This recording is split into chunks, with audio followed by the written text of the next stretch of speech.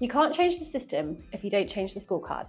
When I first suggested moving away from MQLs at Cognism, it felt like hearsay. We had targets, dashboards, historical data, and what was I suggesting? It looked untrackable, unpredictable, risky. But here's the thing. If you want demand gen to stick, you can't just change the tactics, you must bring the whole business, especially sales, leadership, and finance. And in this video, I'll show you exactly how we did it.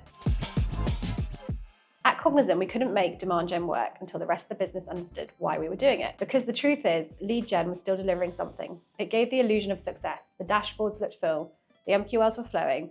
But when we looked at what was actually driving revenue, it was inbound, not content downloads. And that meant we had to start telling a different story, one that sales, leadership, and finance could believe in.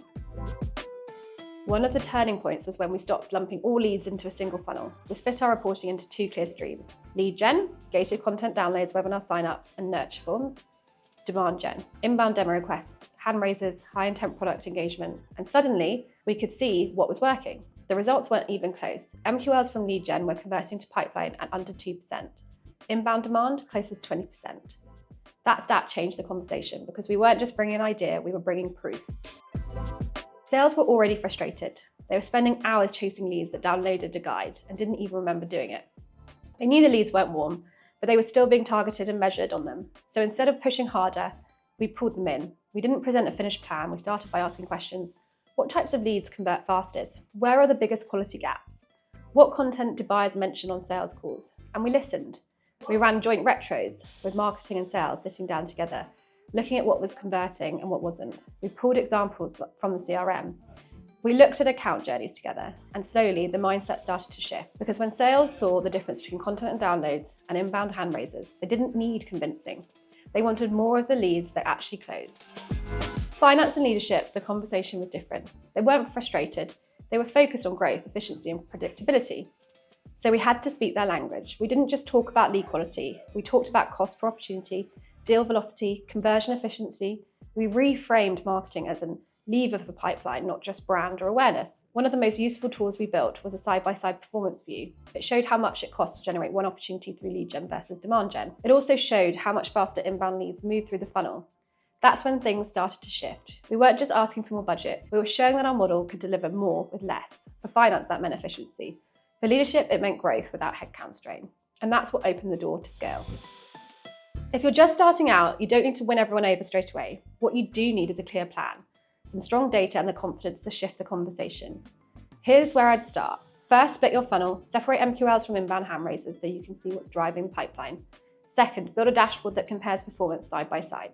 Don't just talk about leads, talk about outcomes. Third, bring sales into a feedback session. Let them tell you where the leads are falling short. And finally, start trying demand gen results to the revenue metrics your leadership already cares about, such as pipeline, SQOs, win rate, average deal size. The more your reporting aligns with their goals, the easier it is to get buy-in. One of the fastest ways to build buy-in is with a pilot that proves the point. You don't need a company-wide rollout on day one. You just need one smart experiment. We picked a single region where we paused our lead gen campaigns. Then we redirected that budget into ungated, high-value content. The result? Demo requests went up, not down. Sales noticed the quality shift almost immediately, and we had real numbers to take back to leadership. Every pilot we ran followed the same simple framework. What's the hypothesis? What result are we aiming for? What does it connect to revenue? How will we measure it? This structure helped us prove impact quickly and gave stakeholders confidence that demand gen wasn't guesswork, it was accountable. If you want to start building internal buy-in, choose one of these actions to kick things off. First, build a business case. Compare conversion rates and pipeline between your content downloads and your inbound demo requests. Second, host a strategy session with sales, paid, and demand gen. Look at what's working, where there's friction, and where a demand-led approach could make the biggest impact. Or third, pitch a pilot.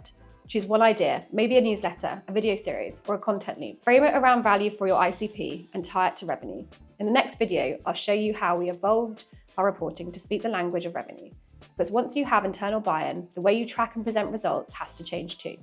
We'll cover how to report demand gen performance to your board, CFO, and sales team with total confidence.